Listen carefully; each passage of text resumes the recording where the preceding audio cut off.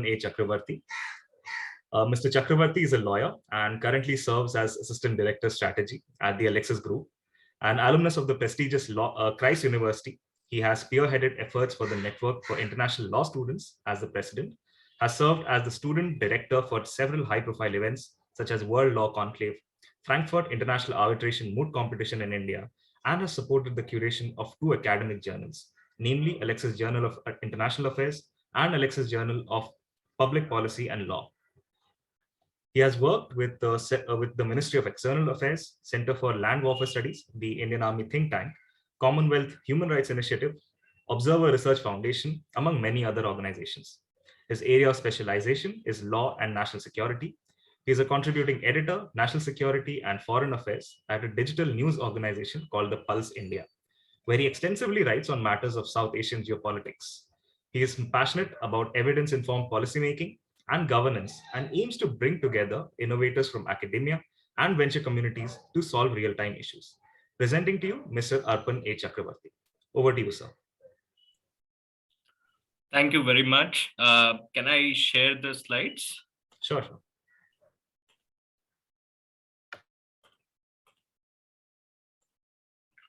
Is it visible? Yes, sir. It is, sir. Please go on. So very warm welcome to everyone present in this August session. And thank you very much for the invitation and the kind introduction. At the very outset, let me first congratulate Jain Deemed to be University and the Department of Economics for conducting this national level seminar on the prospect of indigenous defense manufacturing, and especially focusing on India's quest. I would like to also extend my thanks to Major Dr. Rekha Sinha ma'am, who's the director for School of Humanities and Social Sciences, Dr. Richa Gupta ma'am, who's the head of department for Humanities and Socials for Economics, for encouraging the students and providing them with the direction. Finally, I would like to thank Ashutosh also for extending this invite. And I would also like to wish him happy birthday. So when we look into this whole perspective as to what Atma-Nirbharta is, when we hear this first jargon, it always, what do we understand? The first thing that comes to our mind is self-reliance. And in the terms of our current scenario or current situation in our nation, it relates to the vision or the economic vision and the development for India to play a larger role in the world economy. And this particular thing has its own, it has its own foundation in the policy making, which wants India to become efficient, competitive, resilient, and to encourage equity to become self-sustaining and self-generating. So the phase it has come in the terms of national security since 2014, and earlier in the Swadeshi movement during our freedom struggle, when our nation pushed towards self-reliance in order to throw the British colonialism out of the country. But this concept of self-sufficiency isn't new to the defense sector.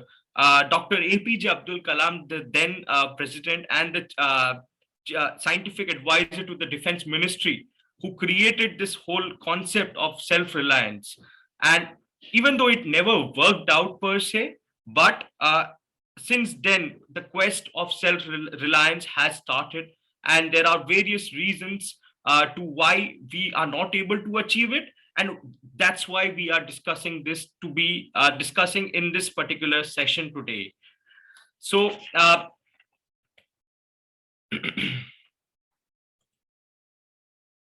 yeah.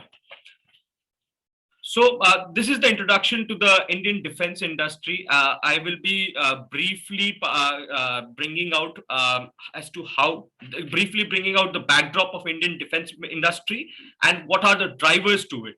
One of them is the Ordnance Factory Board, the first of whose industrial establishment was set up in 1801, and which was recently dismantled, as the operation of 41 ordnance factories were transferred to 7 defense public sector units, and they prepare everything. When I say everything, they prepare everything from weapon to ammunition to supplies used by the armed forces, paramilitary forces, police forces, and everything.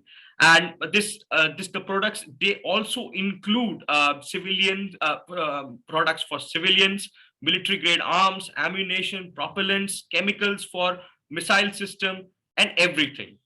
So India had inherited this particular establishment of defense production base in the form of 18 ordnance factories, and that also made a very important role in the British war effort in the World War II.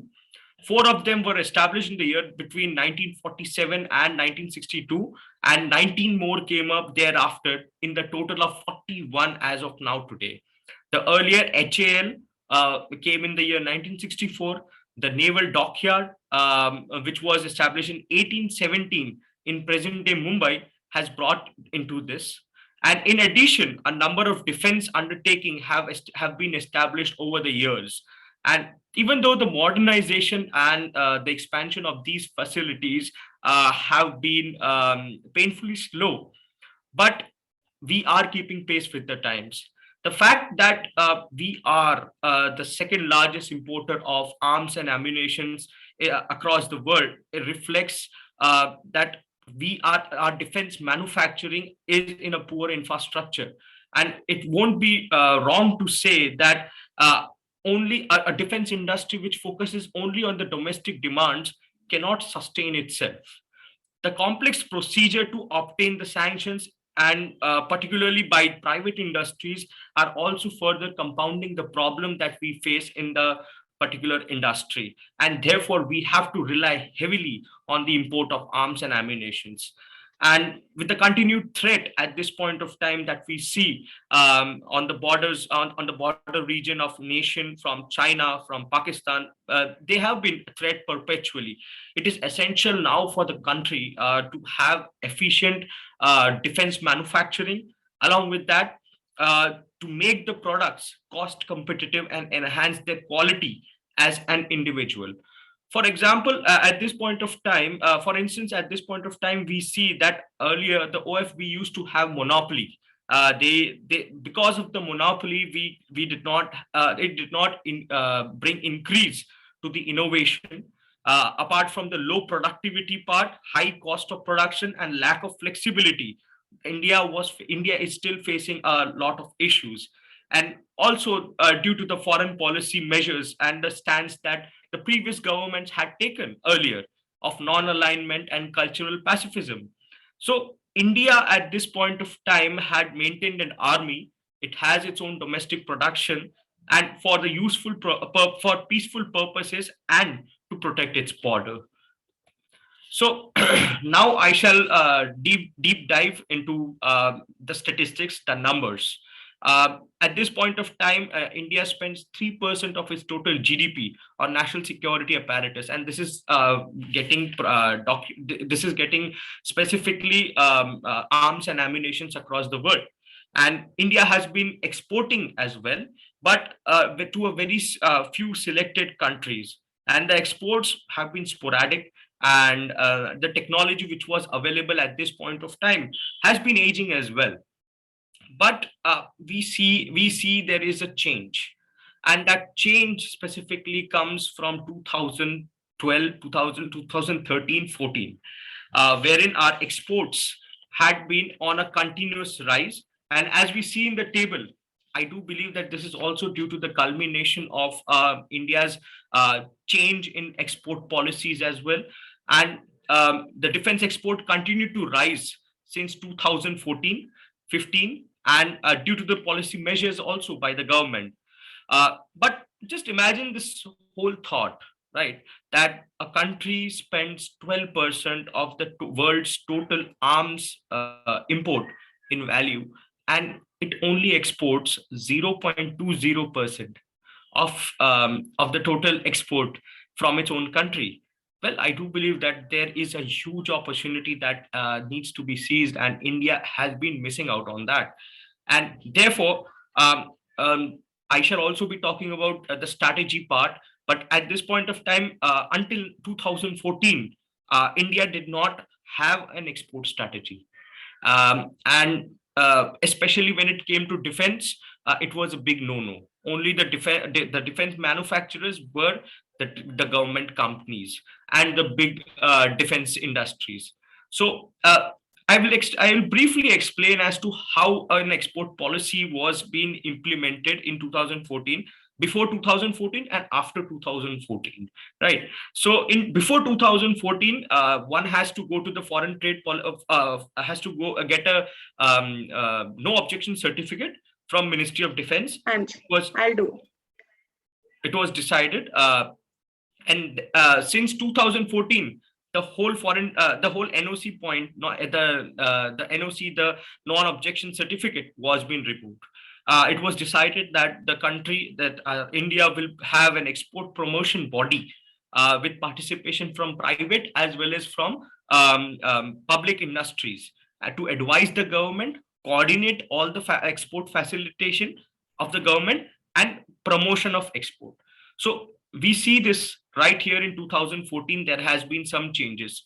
2015, there has been an upward trend as well, right? And this was also due to the credit which has to be given to the Defense Export Steering Committee, which was being headed by the Secretary of Department of Defense Production, with representatives from DRDO, Planning and International Cooperation Wing, the Acquisition Wing of MOD, and Ministry of External Affairs as well.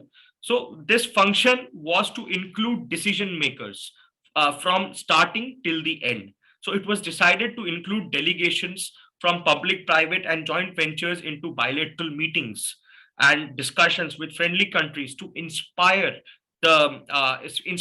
more confidence in India's defense products. And Indian embassy will also be the key to promotion of this particular defense exports. So when this whole perspective of Atma-Nirbharta Bharat in defense industry started, many people complained that is this a gamble, or is this protectionist in nature? Or some people were even optimistic. They said that finally India at this point of time is bringing what we believe from paper to implementation. And this was also, the due credit has to be given to the Ministry of External Affairs, as they specifically said that they specifically brought in specific measures which help the other countries to trade more with countries like India, and they make the export feasible for them as well. So they brought this particular concept of facilitating a line of credit for these countries, and that can be financed through the Exim Bank, the Export Import Bank.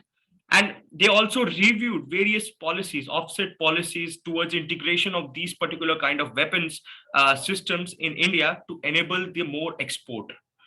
So the entire procedure of granting NOC for exports were totally been removed.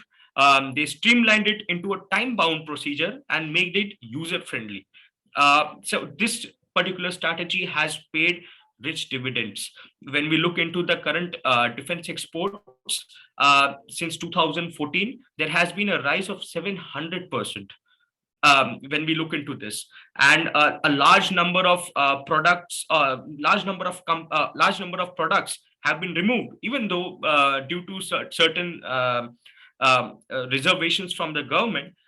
If we look into this particular chart, we can see that this has increased due to the technological capabilities that our neighbors are also increasing. And earlier, the government of India had increased the FDI cap in defense sector to 74% to give more competitive advantage to make in India. But increasing of FDI cap doesn't always mean that whenever a company comes to India, they will be lured by that. So therefore, the government also had to think on various ways how they can start the defense industry and make them available for participation and providing an impetus for development of those particular indigenous manufacturing uh, manufacturing groups, because you have to understand that indigenous manufacturing defense companies don't just grow in one day, right? And because they are capital intensive industry, they need hand holding, and due to various other government support as well, the Make in India, the acceptance of necessity, and all of these things. On October 2021, the Ordnance Factory Board, which was being restructured, major policy level changes were being brought into, and to improve the functional autonomy mainly was the reason of removing the OFP, and to bring efficiency and innovation in this particular sector. So this particular key was also this has also been increasing the number of joint agreements that our nation is making, and along with that, increasing the trade with other countries as well. So when we talk about reforms and drivers, each of these countries have their own case studies, and I shall be discussing the case studies as well, because I believe that in order to understand how these countries grow, they have their own set of measures which brought them to what they are at this point of time, and not just replicate. I don't believe in replicating, because each country has its own political and economic factors which play into the game, right? But I believe that I believe that India at this point of time is in that competitive edge, and therefore make the policies less complicated, increasing in the there should be an increase in the outreach of defense diplomacy per se. And like, for example, I will give the example of US, and the US being the world leader and the largest exporter of defense equipment by far. They have a whole separate department which specifically deals with the defense export and commercial licensing of the US defense technologies and equipment, and that is called the Bureau of Political and Military Affairs. So the department has been set up with a very well defined mechanism, and they give this whole perspective that if the private company wants to make a private deal, they are okay with it. If the company wants help from the government, they will help the defense industries, right? And therefore they have this whole concept. So the policies which they have aim to expedite the whole deal approval process, so which is very lengthy when it comes to India at this point of time. And in closing foreign deals, and more greater interest weight has been given to business interests per se. So export policies of the US strikes a balance between maintaining their superiority of their own armed force and the commercial benefits which may come across. When it comes to Israel, they are next level when it comes to defense industries. It has a much lower annual defense spending compared to India, and has emerged as one of the key defense export hubs across the world. The major reason being that their emergence is because they have a single point contact. The single point contact is CBAT, a dedicated directorate under the Ministry of Israeli Ministry of Defense, that looks after the promotion and defense export and participation, and how they participate across the world. And it is a one-stop shop for all the Israeli defense manufacturing firms. And the most important part, the directorate continuously tracks the export opportunities within the sector across the world. So therefore, the business intelligence part comes to a major play. South Korea, for example, they have promoted their defense industry with a unique combination. So when we look into that particular case study, we see there is an expansion of loan support to startups, and having a greater involvement of R&D. R&D at this point of time, research and development at this point of time in India is at negligible. We don't focus more on that. And I specifically believe that R&D is the future. So they created a offset banking system and they focused more on export rather than importing it. Through the combination of these particular set of policies, they jump started their whole defense industry. And South Korea at this point of time is ranked 10th across the whole world for their effective and critical role in indigenous production of defense manufacturing across the world. And this has also reduced their consequent reduction in the reliance of them on the import part. And uh, when I look into the industry scenario as to what drives this particular, what drives the industry, I believe that if every project of yours is getting successful, you aren't trying hard enough. So, therefore, I believe that the understanding that it has, that the technology and solution landscape in our country has to be coupled with what our Indian Defense Force operations requirement are. And only then we will be able to play a critical role, whether it comes to in terms of development of export policy, or whether it has come in terms of coordination of all these particular export related activities. So there are key services which should be offered by the directorate, such as for example, when there are requirement by armed forces, and this includes the air force, the navy, and the Indian military. So they should have a single portal wherein they know that this particular portal is dealt only for getting this manufacturing products, right? And I specifically believe that the defense attaches should be increased in foreign service, as well as giving them exposure to other part of the countries. Like for example, initiating the visits of official foreign delegations, identifying cooperation opportunities with other industries, and locating the relevant technological solutions, which are very important at this point of time. Moreover, the joint ventures play a critical role when it comes to the development of technologies and transfer of technologies. So providing an in-depth information on India's defense industry through a directory by organizing it in national pavilions, I do believe that this can be the key at this point of time to boost our foreign defense exports. And it accomplishes the task that we have earlier. And the government is making key reforms, but the implementation part is always which is lacking. The implementation part has to be improved through the identification of the right opportunities. We may create the best infrastructure, but what if we don't have the buyers for it? Well, that is where we have to work for. And building the right foundational infrastructure is which is important, and retaining talents is even more crucial at this point of time. And therefore, at the end of the day, we have to create those value chain strategies for growth among the forces. And if that particular technology is not being used with the military, we can use it, bring it into civil applications.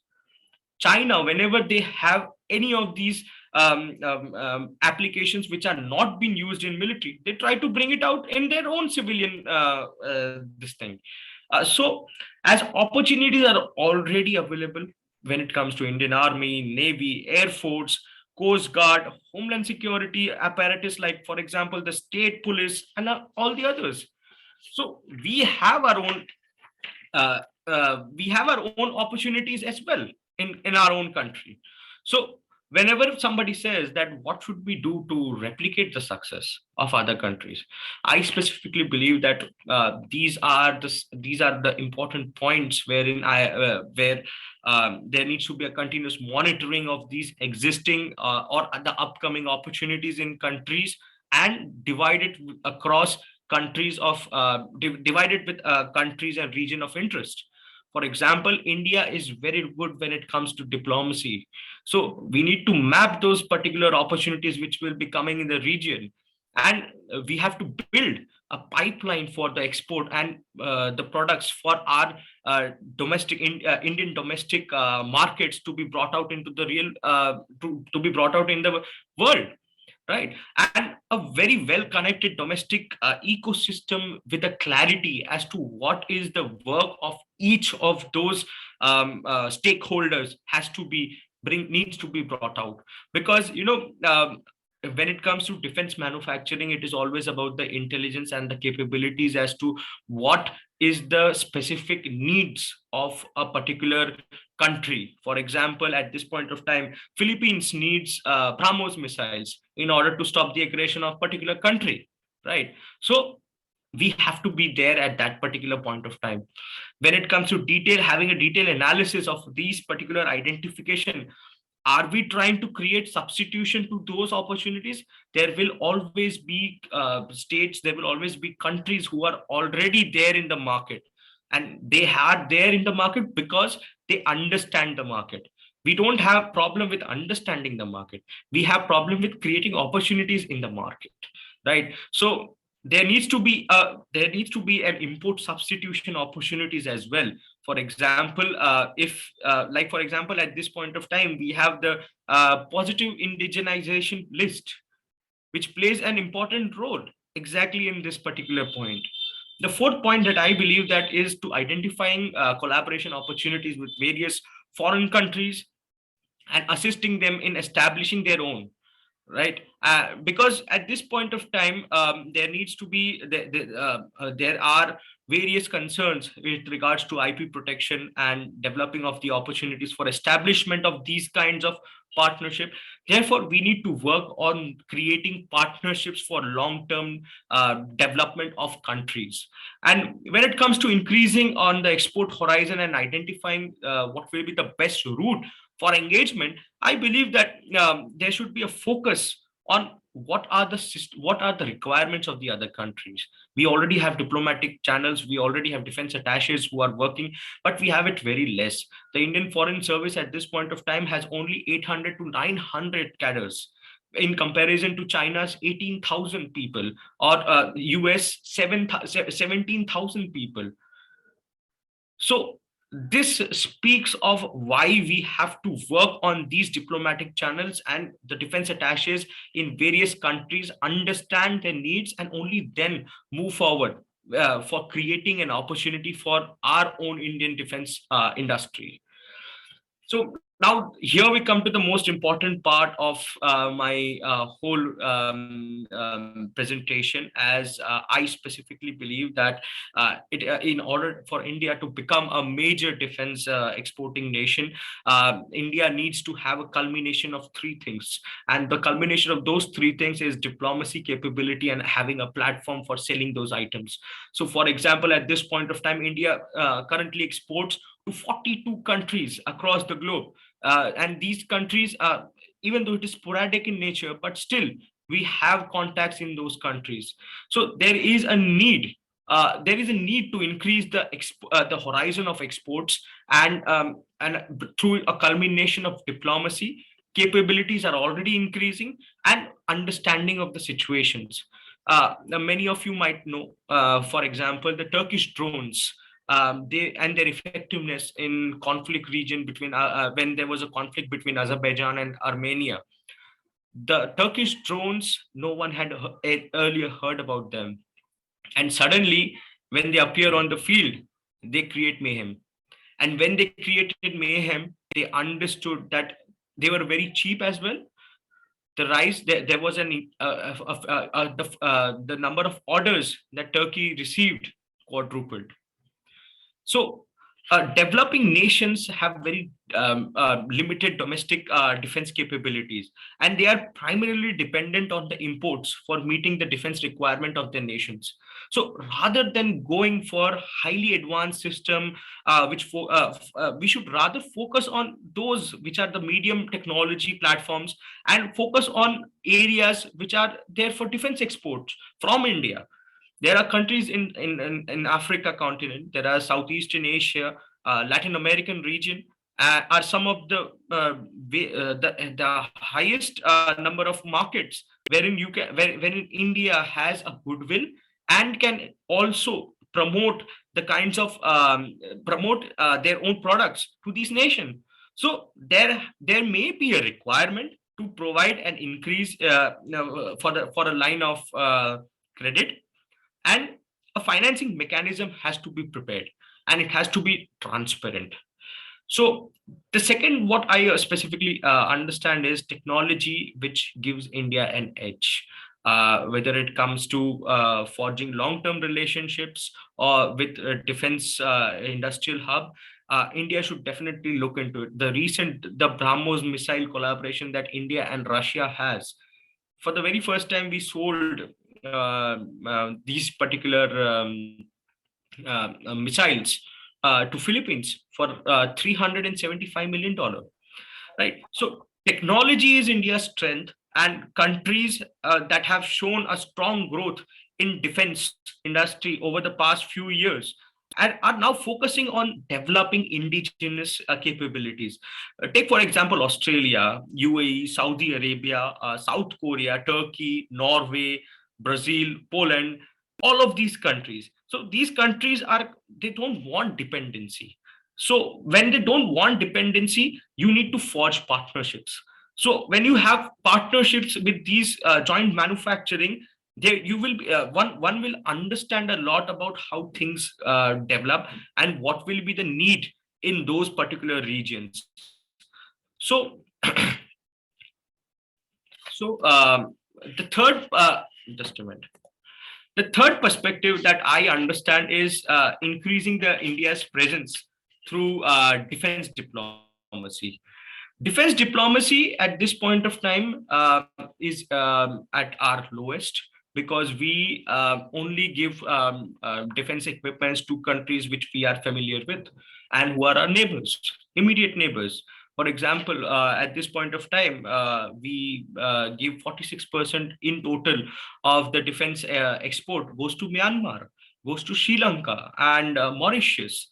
So there are other countries as well where defense equipment can be given, can be exported, but India likes to stay in their own comfort zone.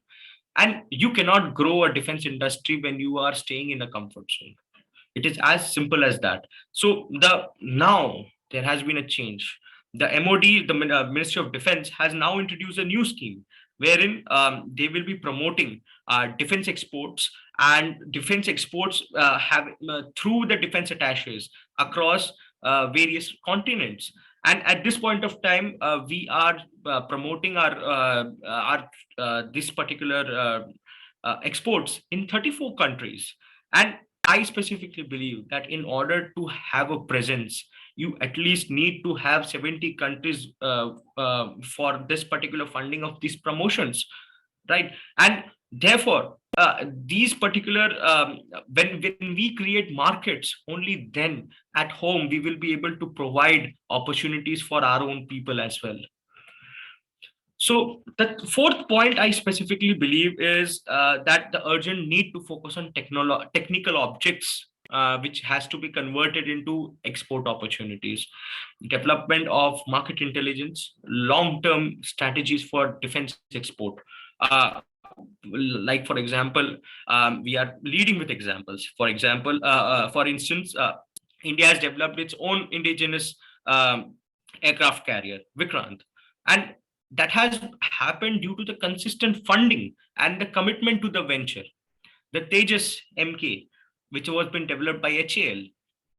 So over the past few decades, I understand that the Indian defense manufacturers have produced technologically far advanced defense industry systems with a reasonable demand already coming from those countries. Countries are interested, but for having a potential, you need to examine where you are selling the potential to.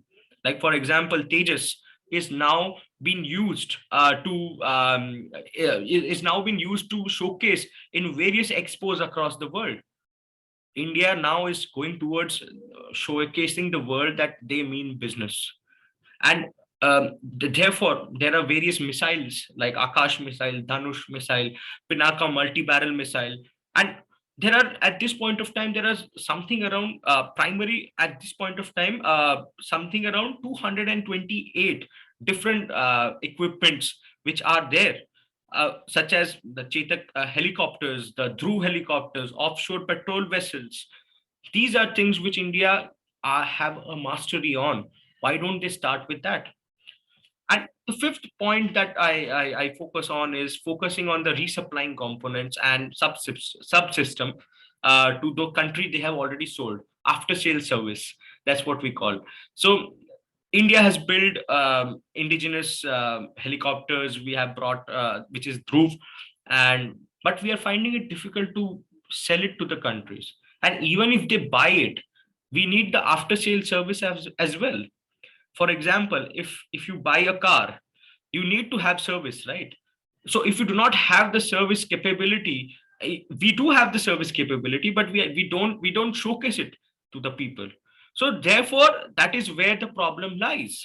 And if you see all the advanced defense equipment manufacturing nations such as US, Russia, France, Germany, Spain, Japan, they have very limited requirement for major platform and system. However, in order to reduce the rudimentary manufacturing process, they specifically establish specific supply chains, and those supply chains are given to those countries which have lower cost of manufacturing. They outsource the portion of the less complicated manufacturing parts. So this is where India can work on, because in India, to be specific, the labor is cheap in comparison to other countries, and also that India is a labor intensive country. So these things need to be put into perspective. And the sixth is having a framework to set up the collaboration with stakeholder suppliers, trade associations, procurement, and funding startups. At this point of time, we are seeing a monumental change in the Indian defense industry. We see that there are now trade associations which specifically focus on defense coming up. There is FICCI, who is specifically working on these defense industries. So the seventh point that I specifically believe is that there is a need to handhold and support these particular industries in starting years, because of the simple reason that these industries are capital intensive, and Indian companies at this point of time, they need to focus on matrix, specifically to identify the export opportunities and to work in conjecture with the government. For example, the instance of the export opportunity matrix. So, in order to for India to become what they want to, right, we need a mix of 3 to 4 things. While there are needs to there is a need to realize the particular identified certain opportunities, and therefore the export opportunity matrix is the key. Like for example, that there is a defense hub, there is a low cost of low opportunity as already. But if you work that out in a tier 1 country and a tier 2 country, there will be medium to large opportunities. If you work in a upcoming center, so upcoming centers, they are capital intensive, but they will need people, or they will need specific platforms to grow. So there is a medium opportunity, and in tier 1 countries there's a large opportunity because of the spending power of the country, while in tier 2 country they do not want much of spending. So in developing country, when it comes to developing their defense capabilities, there is a large opportunity. And in tier 1 countries, as they have already grown or they have already developed, there's a medium opportunity to low opportunity. So at this point of time, this is the map that we have identified, and the map shows the key important import hubs of the world. It specifically highlights the key region and how much defense spending are being done in those particular regions. So, like for example, Middle East and Southeast Asian region, they are the key import hub of the world. And Also, with the emergence of the Indo-Pacific theater, there is going to be even more increase in the export. There's going to be an import in the world. Opportunities for subsystem level and subsystem level, they are specifically in Western Europe and US. For example, the products that India prepares in 10 rupees, it gets prepared in US for 100 rupees, or in Western Europe for 110 rupees. So it is easier for them to just import them. And the third, I specifically, and in the third perspective, the African and the Latin American countries are the two upcoming import center. So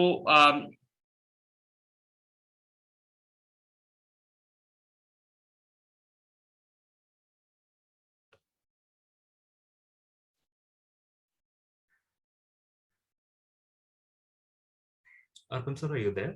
uh, when we look into why at this point of time theater command and finding the synergy is there in this particular force, um, I do believe that there is a need of the hour that each of the force shall have its own demand, and they can consolidate that into their each of these places.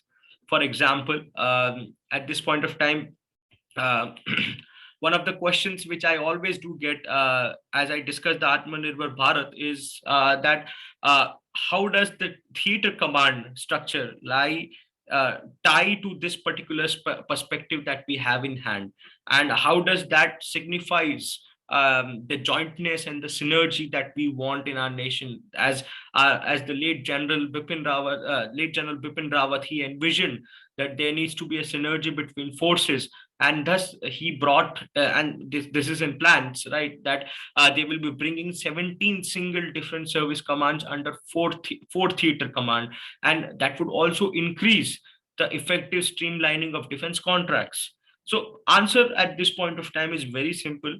uh, Even though they may have multiple commands across the world, the army and the air force have 7 commands, and navy has something around 3 commands, right? So these commands don't coincide geographically if you look into the chart which has been given on the right. So, and they are scattered across the country. So while the details of this exact theater command is yet to come, and it is not yet clear, so the reports say that excuse me, 4 theater command, 1 air defense, second maritime, third integrated eastern and integrated western theater commands. And in order to bring operational synergies, there is a theater command which will this particular thing will also streamline cost allocations of resources, become very easy. And third, it would remove the redundancy, and it would make the forces leaner fighting forces. So if you remember in 1971, when we fought the war with Pakistan, we fought on 2 sides. So at that point of time, we also had a synergy between the joint commands, and we fought on 2 fronts, and that is also the reason why at this point of time we believe that theater commands are the need of the hour. And for example, and moreover, I would also like to focus on the role of FICCI, the Federation of Indian Chambers of Commerce and Industry. They have been playing a key role in facilitating how these industries and how these industries find the right opportunity. There is the NDIA, which is the National Defense Industrial Association, and the most recently SIDM, the Society of Indian Defense Manufacturers, as they are working towards creating more information and Make in India initiative across the world.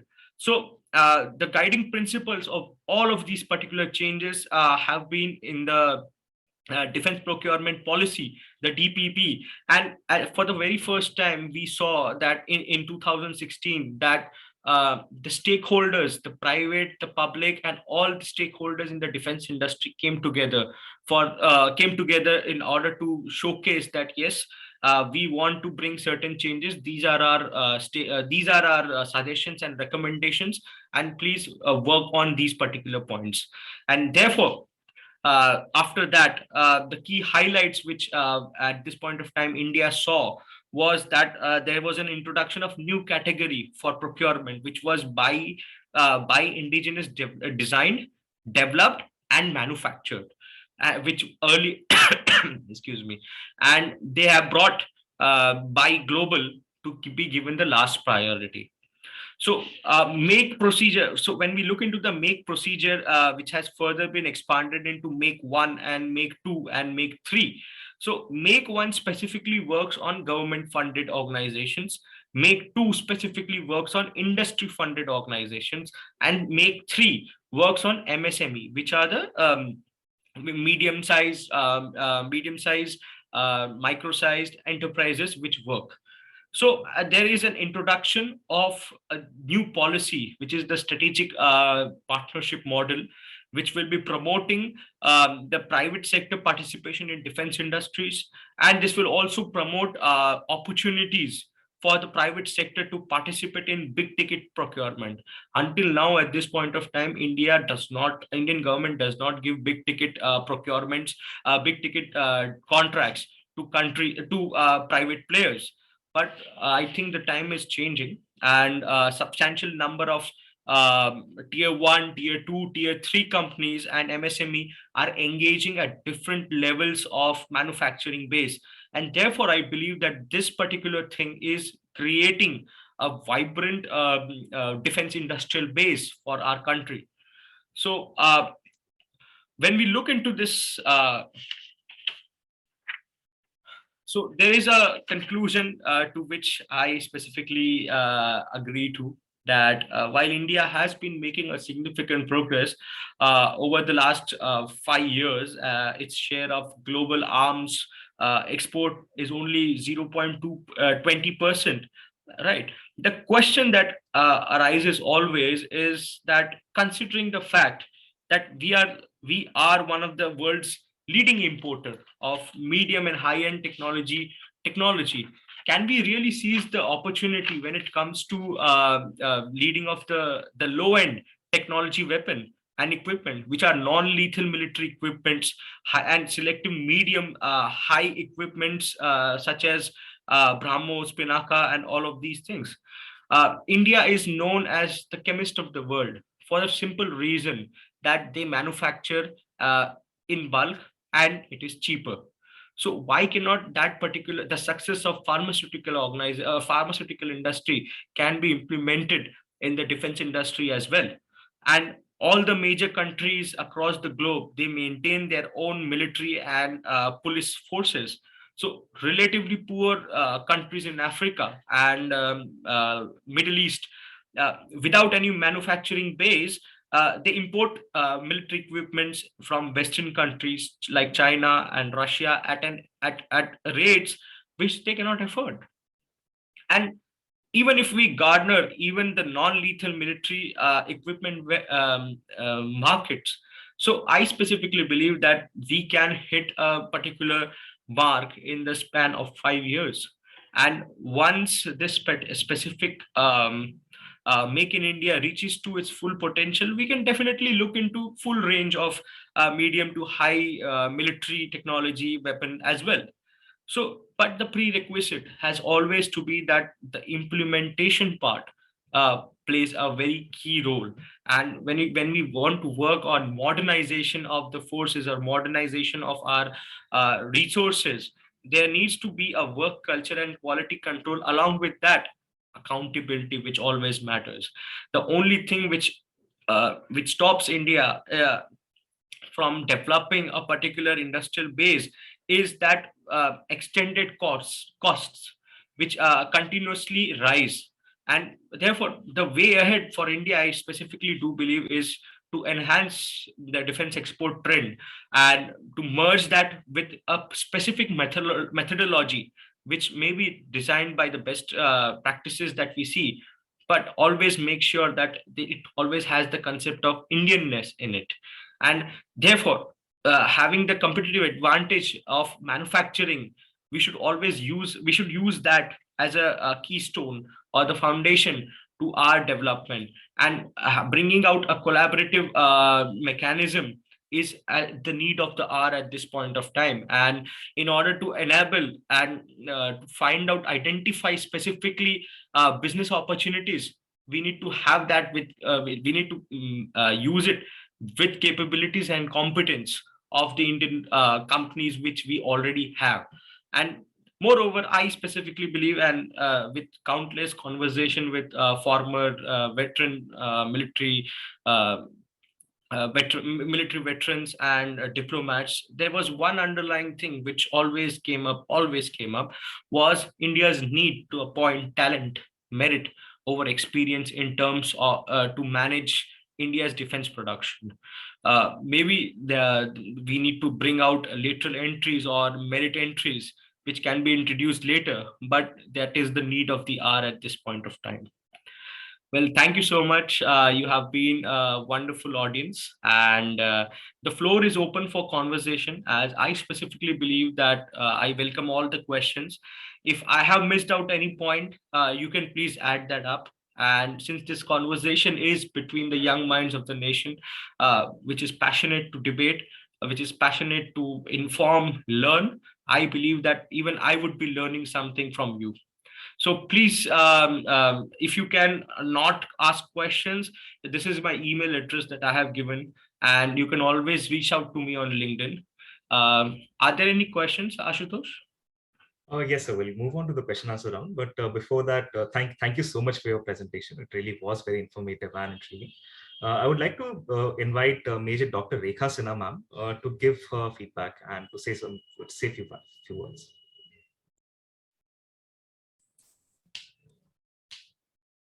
Thank you, Arpan sir. It was definitely very, very informative. But I think we have a couple of questions. I think we can go ahead with the questions so that we can get a proper answer, and maybe we can have a sort of conversation later on. Sure. We'll move on to the question answer round. First question is by Mr. Anubhav Banerjee. Could you, sir, good afternoon, sir. Could you shed some light on why the government decided to dissolve the Ordnance Factory Board? And what do you think will its effect be in private sector participation in defense manufacturing? That's a really interesting question. So you cannot build a nation based on the old assumptions. One has to continuously keep transforming with times. So in the last 3 decades, we have seen that there were 3 committees which were being set up to examine as to what is the effectiveness of the OFP and if they should be revamped or not. See, the revamping at this point of time is only to enhance the quality of products that we have, make the products cost competitive, and along with that, to increase innovation. At this point of time, earlier we had monopoly, so it curtailed innovation. But now, with the increase in this instance, for example, I will give you the example of the recent new uniforms that Indian Army got. So it was being created by NIFT and not the OFP, which was usually the task of OFP to make. So accountability and efficiency are the key to growth, and the government is just enhancing that. And therefore, I believe that there was a need to revamp the OFP, and it would also encourage the private players to work more hard. Thank you, sir. We have a second question from Shivam Khanna, from Mr. Shivam Khanna. Do you think banning certain items through positive indigenization list is the correct way to help local defense manufacturing?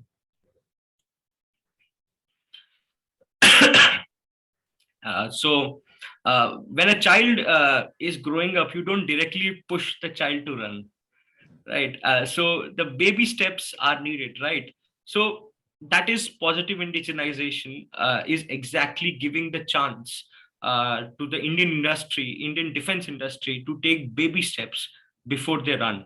So if you want if we want our Indian companies to grow and we have to give them a chance. And therefore, I specifically believe that the positive indigenization was the need of the hour. And people may call that protectionist. I read a lot of people who called it protectionist, but I do specifically believe that a due chance has to be given. We have the potential. We just need the right opportunities. Thank you so much, sir. That was an interesting analogy. Third question is from Mr. TV Sriram. Uh, in your opinion, Israel, despite being a small country, has over the years established one of the largest weaponry systems in the world. How did they do so, and can India do the same? Can you repeat the question? Yes. In your opinion, so far, Israel, despite being a small country, has over the years established one of the largest weaponry systems in the world. How do you think they did so, and can India do the same? Well, Israel developed its arm industry due to three reasons: the need to survive as a state. Secondly, they did not they didn't want to rely completely on their suppliers, and the fact that each of these suppliers change with the politics. And third was the economic factor. So Israel fought a lot of wars. In 1948, the Arab-Israeli War. In 1967, the Six-Day Wars, and in 1970 there was a war between all the Arab nations, right? And in all these times, one or the other country who Israel wanted to rely on for their equipments, or or for the defense manufacturing, uh, those countries, they created embargo on them. They imposed embargo. So what did Israel do? They created their own industry, and at this point of time, they are leading, for the simple reason that they didn't want to rely on those circumstances. It's a similar case at this point of time is what we are seeing in our country as well.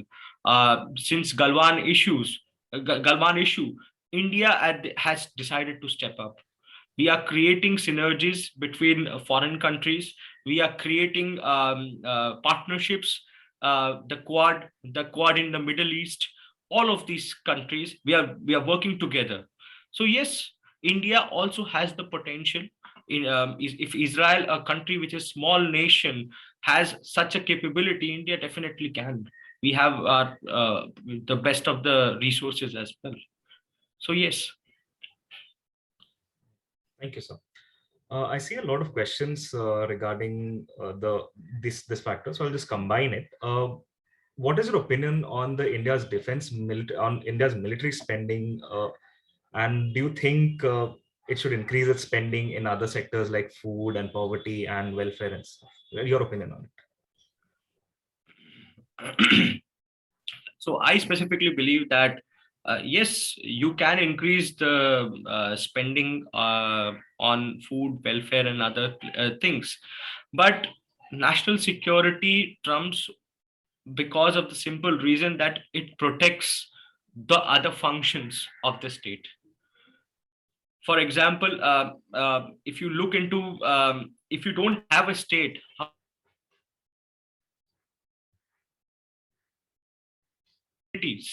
are providing welfare. So I specifically believe that national security of the nation should trump over all the other things, and therefore the spending on these things are justified.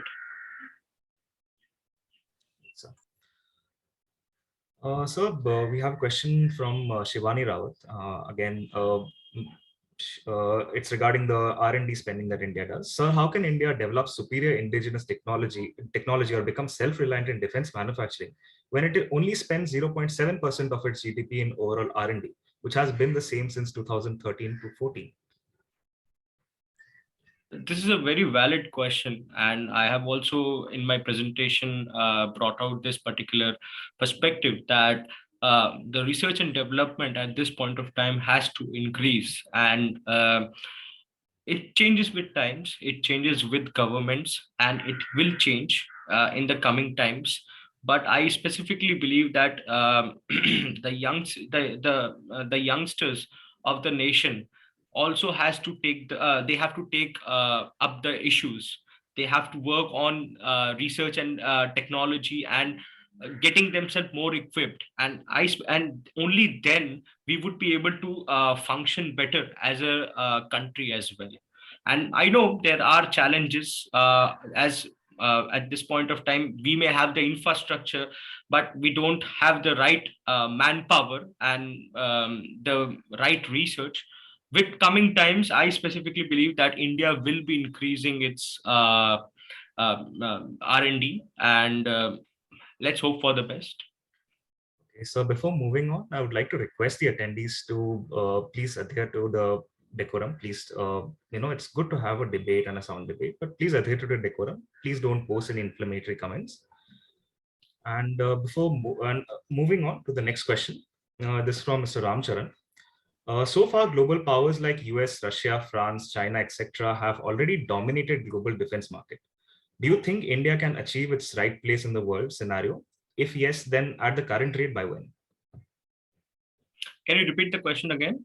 Yes. So far, global powers like US, Russia, France, China, etc., have already dominated the global defense market. Do you think India can achieve its right place in the world scenario? If yes, then at the current rate, by when? Okay, so I specifically believe that there is a need to use diplomacy as a tool. And why are India at this point of time why are we known across around the globe for the efforts in adhering to the rule-based law, right? And we have to make products which are trustworthy. If we play to our strength, be ethical, I believe India can do wonders. And with the problem with countries like big countries like America, China, and all of these these nations, right? What are they selling in Africa? Who are they selling the weapons in Africa to? There has been various instances of debt traps. India has never indulged into these kind of things. So the goodwill of India should be used as a face value. And yes, we have to come up with something as an alternative to them, and maybe then we can aim to hit that particular spot. But there has to be an increase in our presence with all the other in all the other places across the globe. Thank you, sir.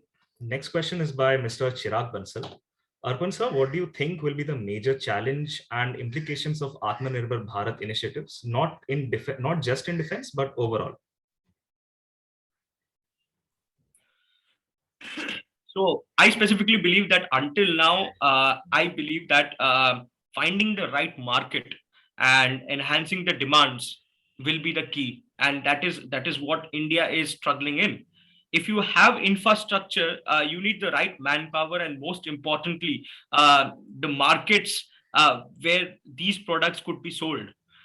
So for India, after sales service is still lacking, and we may have a product, but we also need the right. We may also need these things to be worked out. So these things are something which are coming up as a challenge to the Atma-Nirbharta scenario. Thank you, sir. This next question has been covered regarding this. Yes, sir. Next question is by Mr. Shivam Khanna. Sir, big players such as Tata, L&T, and Boeing have already established themselves in the defense industry. Isn't it also necessary for small and medium sector enterprises to participate? And how is the government encouraging them? The MSME are already MSME, which are the medium, small, and micro enterprise. They are already been given a chance. For example, given a chance to produce things in the coming near future. For instance, the government at this point of time is working to bring out MSME from tier 1 and tier 2 cities, giving them financial support, bringing out tax reforms, subsidies, and incubation opportunities as well for their development. The Defense Innovative Organization, the DIO, that specifically works for giving financial assistance to almost 300 or even more startups across India. So imagine the capability at this point of time that we are developing, and with the right time, these things will definitely come up. Moving on, I would like to remind the attendees again, please refrain from posting inflammatory comments. The speaker has given his time and opened the floor for healthy discussions. You're free to ask your questions in the chat box. The next question is regarding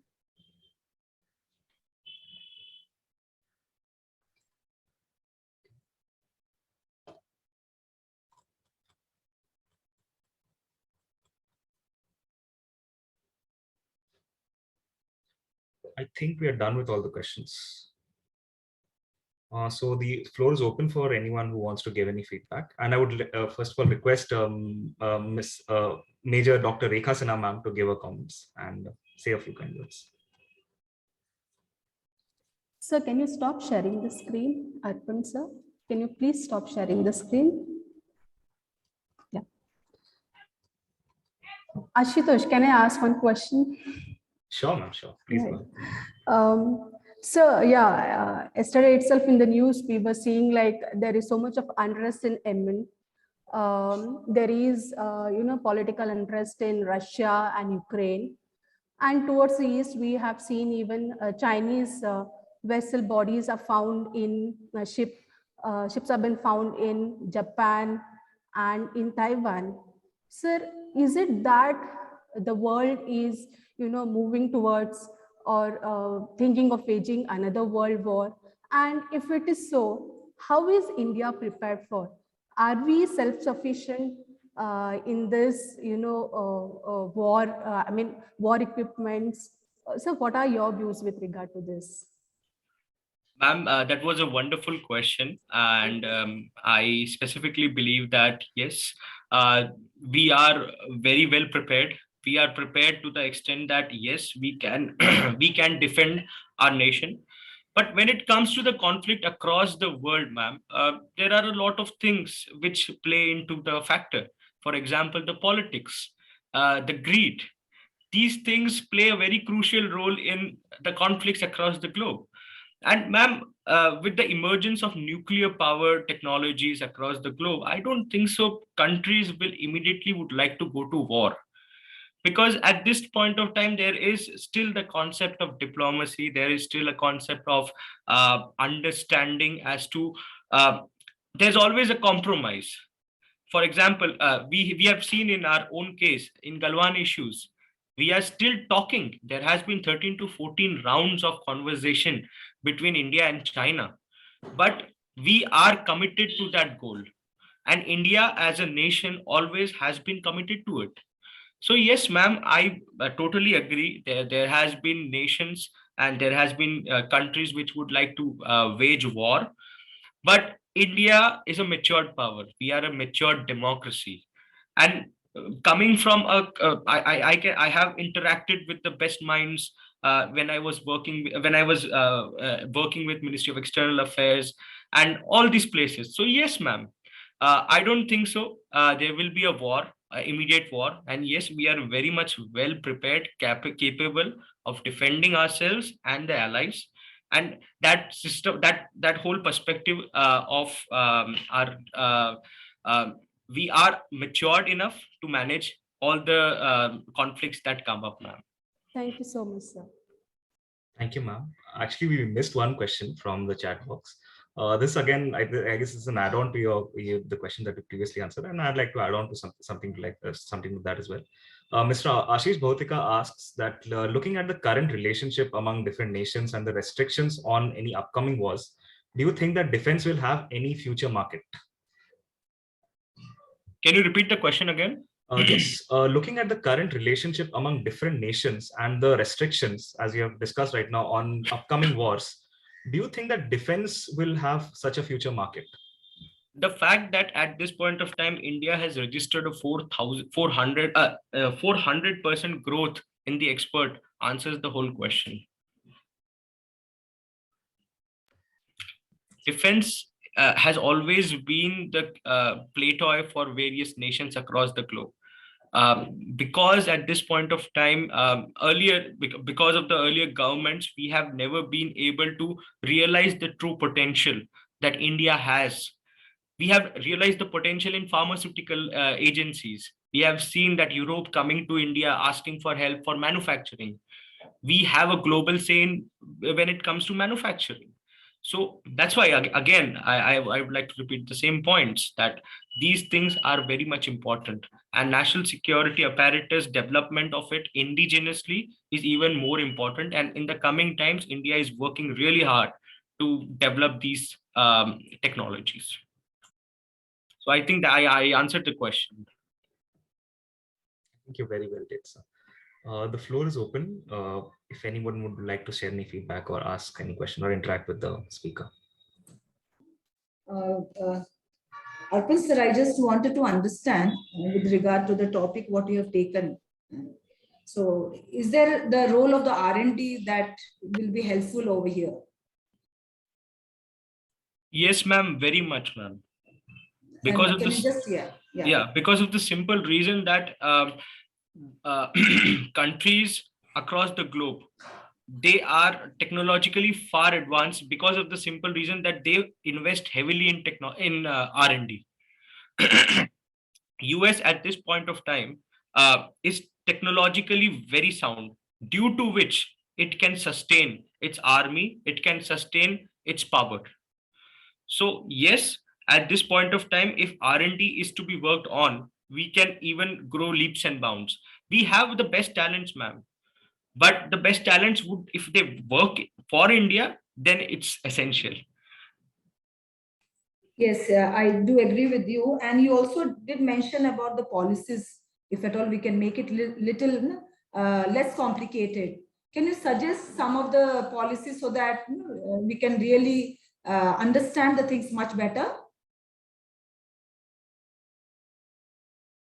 So, ma'am, there were 3 to 4 policies which were being implemented in the year 2019. The defense procurement policy, which was being revamped. It included it included various countries. It included various stakeholders from public industry, from private industry, and they brought together in a stakeholder consultancy. So when they all came together, they showcased their grievances that, see, this is the thing that we want. The government worked on that particular issues. So only after that, there has been we can see a continuous growth as well. Moreover, the export policies and making the whole system less complicated. This is one of the key reforms that I have seen a continuous trend from 2014, ma'am, that the government wants to minimize the whole process. If you want to complete this particular issue or this particular procurement, this is the go to this particular place.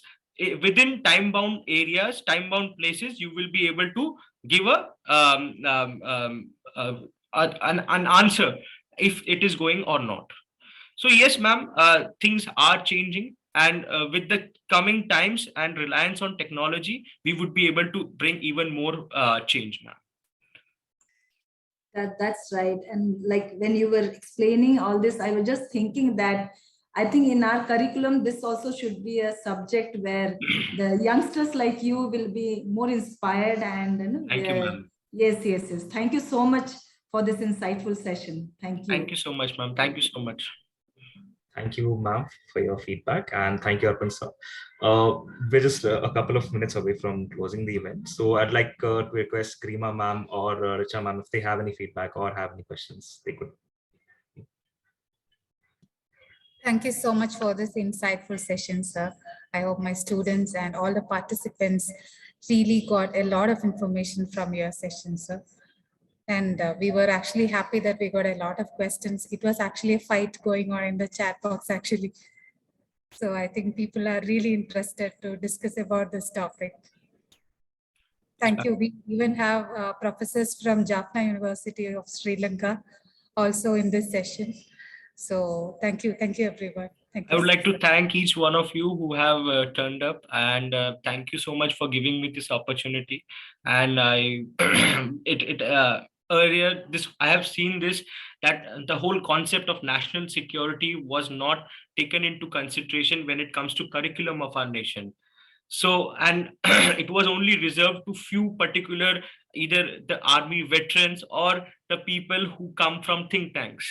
So this is my own attempt to make national security and laws curriculum more effective, and to reach out to each one of you, even though we may not agree to a lot of things. I see a lot of inflammatory questions which are and been raised, but I believe that is the beautifulness of democracy, that we can dissent, we can bring out points which we may not agree to, but then again disagree and live in harmony with each other.